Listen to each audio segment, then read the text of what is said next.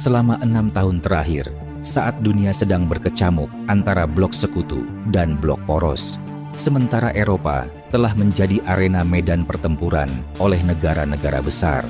Di front timur, terdengar dari kejauhan bahwa pasukan Nazi sudah diambang kekalahan. Oleh karena itu, Stalin, Roosevelt, dan Churchill memutuskan untuk bertemu. Pertemuan berlangsung di sebuah resor kecil di bagian selatan Uni Soviet di Crimea. Ketiga raksasa bersiap-siap membicarakan arah masa depan dunia. Konferensi Yalta, salah satu konferensi terbesar sepanjang masa. Lalu, apa yang membawa mereka ada di momen bersejarah ini? Mengapa wajah Churchill, Roosevelt, dan Stalin begitu tegang? 4–11 Februari 1945, tiga negara besar akan terlibat dalam pertemuan yang didikte oleh kepentingan dan ideologi yang berlawanan. Yalta adalah tempat terakhir mereka bertemu. Sementara mereka berada pada tahap krusial yang juga akan menentukan nasibnya sendiri. Sementara konferensi Yalta akan segera menjerumuskan dunia menuju kegelapan baru.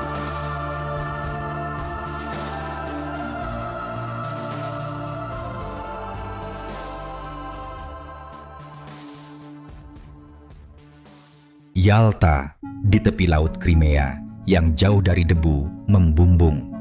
Tiga pemimpin dunia duduk merapat untuk menata kembali arah dunia dari porak-poranda. Dengan pena dan peta, mereka mulai menentukan wilayah. Saat Perang Dunia belum benar-benar usai, sementara masa depan mulai dibicarakan. Di tengah puing-puing reruntuhan, menjelang berakhirnya gejolak Perang Dunia II. 14 Februari 1945, tiga pimpinan dunia, Franklin D. Roosevelt, Winston Churchill, dan Joseph Stalin, mengadakan pertemuan penting usai Jerman mengalami kekalahan dari blok poros. Mereka berbicara tentang pembagian wilayah, kekuasaan, dan tentang siapa yang akan memegang kendali nanti. Seakan masa depan dunia berada di genggaman mereka. Namun, mereka lupa bahwa kekacauan yang melanda adalah bagian dari tangan-tangan mereka. Setelah konferensi diadakan tiga tokoh dunia, mereka menyadari bahwa kemenangan dari blok poros bukan akhir dari segalanya. Mereka mulai merancang strategi yang membentuk koordinasi Soviet untuk mencapai dan menguasai Berlin, sementara Inggris dan Amerika akan menginvasi Jerman dari barat.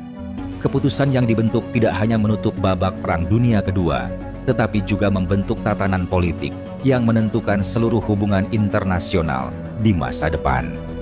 Presiden Amerika Serikat yang sedang sakit parah, Franklin Roosevelt, melakukan perjalanan jauh ke resor Laut Hitam di bekas istana Livadia Tsar untuk menemui pimpinan Soviet, Joseph Stalin. Ia menyampaikan apresiasi setelah kemenangan Soviet yang sekaligus mengakhiri kekuasaan Nazi di Jerman. Dalam konferensi, mereka membahas tentang perencanaan pembagian Jerman menjadi 4 wilayah, masing-masing untuk Amerika Serikat, Inggris, Prancis, dan Uni Soviet. Franklin Roosevelt dan Winston Churchill mencoba merayu Stalin untuk memerangi Jepang. Sebagai imbalannya, Uni Soviet akan mendapatkan keuntungan strategis di Asia Timur, termasuk pengembalian wilayah Sakhalin Selatan. Kesepakatan telah disetujui, namun Stalin meminta waktu dalam 3 bulan ke depan. Setelah Soviet mengalahkan Jerman, ia berjanji akan membuka front baru dan memerangi Jepang. Perang di Eropa hampir berakhir setelah Rusia menduduki semua negara yang sebelumnya berada dalam kekuasaan Nazi. Kini, masa depan negara-negara Eropa Timur akan menjadi tanggung jawab Soviet, sementara Jepang masih dalam perancangan target berikutnya. Saat sebelum Amerika melakukan serangan bom atom, Roosevelt tak meyakini rencana tersebut akan berhasil melenyapkan wilayah timur. Manhattan Project adalah program rahasia yang dipimpin oleh Amerika Serikat selama Perang Dunia Kedua dalam mengembangkan bom atom. Proyek yang dimulai sejak 1942 hingga 1945 yang didukungan Inggris dan Kanada. Mereka segera mempercepat proyek tersebut sebelum Jerman mengembangkan senjata nuklirnya. Franklin Roosevelt sempat meragukan keberhasilan Manhattan Project. Amerika Serikat berupaya untuk melenyapkan Jepang. Namun, Roosevelt khawatir jika invasi Amerika menuju Jepang melalui jalur darat akan memakan banyak korban pasukan mereka. Sebagai jalan lain, Franklin Roosevelt mendesak Soviet untuk melakukan invasi terhadap Jepang. Franklin meyakini bahwa perlawanan Soviet akan jauh lebih dominan terhadap Jepang. Setelah bendera Nazi telah dirobohkan oleh Soviet di Berlin, Jerman menyerah tanpa syarat. Italia sudah tumbang dari jauh sebelumnya. Eropa mulai menata kembali puing-puing kehancuran. Kini satu-satunya yang masih tersisa adalah Jepang. Sekutu mereka berguguran, sementara Jepang masih berdiri sendiri. Amerika dan sekutu sedang menunggu waktu. Jepang telah menyerah, namun tak diberi ampun. Pemerintah Jepang mencoba menemui Stalin melalui kedutaan Rusia di Tokyo untuk merundingkan perdamaian, sekaligus menjadi penengah Amerika dan sekutu. Uni Soviet yang saat itu masih berstatus netral menolak untuk menjadi perantara. Sementara Amerika masih berupaya melanjutkan pertempuran sampai mereka mendapatkan keuntungan. Sebelum ditutupnya Perang Dunia, Franklin berharap Soviet juga ikut dalam penyerangan. Akan tetapi, Soviet tidak terlalu memikirkan Jepang, karena saat itu Soviet sedang menuntaskan Jerman.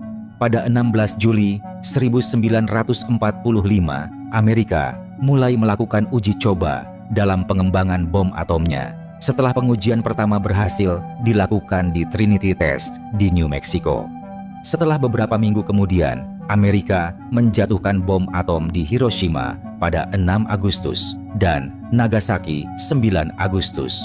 Sementara Soviet memasuki Jepang setelah bom atom kedua dijatuhkan.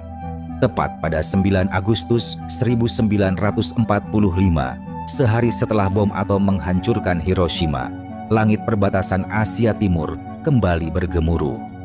Uni Soviet secara tiba-tiba melancarkan serangan besar-besaran ke wilayah kekuasaan Jepang.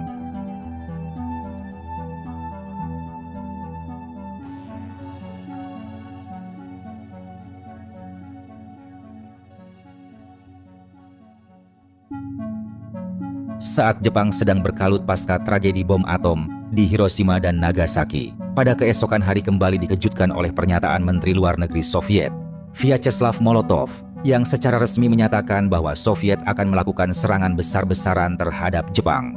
Soviet yang sebelumnya bersikap netral dan menjadi harapan satu-satunya sebagai juru damai Jepang dengan Amerika, justru menyatakan perang terhadap kekaisaran. Pada 13 April 1941, Jepang dan Uni Soviet pernah menandatangani Fakta Netralitas di Moskow dan bersepakat untuk tidak saling menyerang dalam 10 tahun ke depan. Kesepakatan dibentuk setelah adanya kepentingan bersama.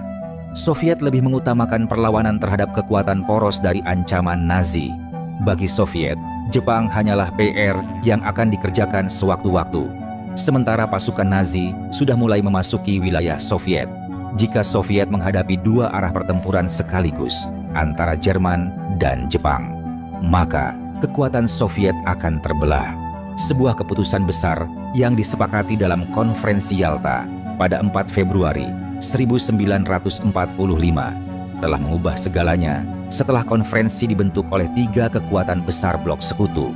Franklin Roosevelt mencoba merayu Stalin agar turut andil dalam memerangi Jepang.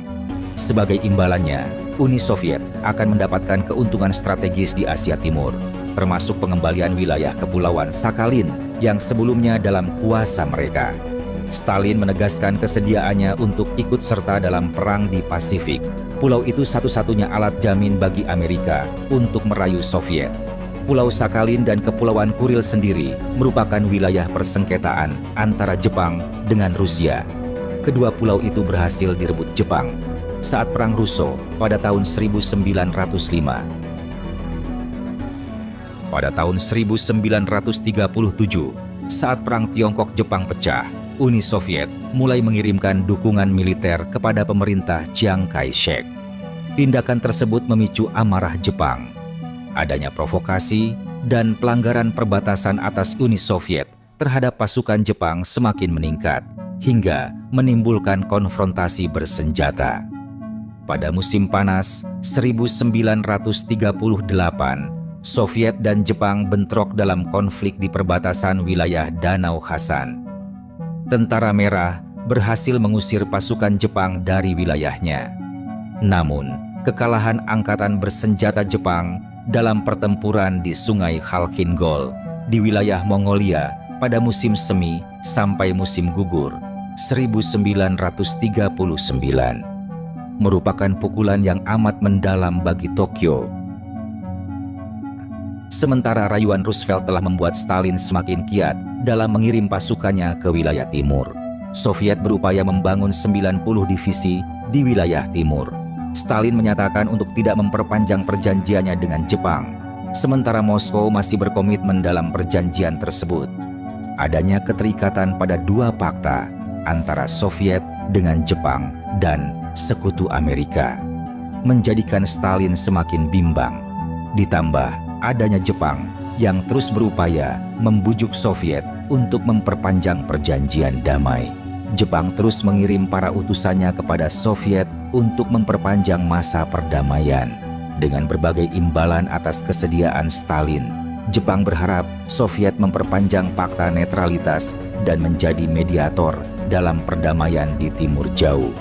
Soviet berminat dengan tawaran Jepang, namun mereka sedang dalam terikat fakta di konferensi Yalta. Stalin mencoba berpikir dan menunda jawaban. Setelah Soviet berhasil mengalahkan Jerman, Stalin memutuskan akan berperang melawan Jepang. Pada konferensi Potsdam, Soviet menarik semua staf kedutaannya di Jepang pada 24 Juli 1945. Jepang, satu-satunya negara yang masih bertahan. Upaya mempercepat selesainya Perang Dunia, maka Soviet menerima tawaran sekutu dalam melawan agresi Jepang. Soviet menganggap bahwa kebijakan ini adalah satu-satunya cara untuk menyelesaikan peperangan.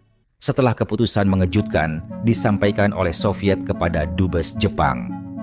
Dalam proposalnya, Stalin menyatakan bahwa mulai besok Soviet akan menganggap dirinya sebagai musuh Jepang. Jepang terus berupaya agar Soviet membatalkan pernyataan tersebut. Sejak lama Jepang bermimpi untuk merebut Siberia dan Timur Jauh, namun mereka tidak terlalu antusias untuk terjun ke medan perang melawan Tentara Merah. Sementara Jepang masih di bawah komando Nazi di Jerman. Pada tanggal 22 Juni 1941, Jerman menyerbu Uni Soviet. Sementara Jepang bersiap untuk melintasi perbatasan Soviet di Timur Jauh. Berlin dan Tokyo yang bersekutu dalam Pakta Tripartit dan Pakta Anti-Komintern telah berencana untuk mengalahkan angkatan bersenjata Soviet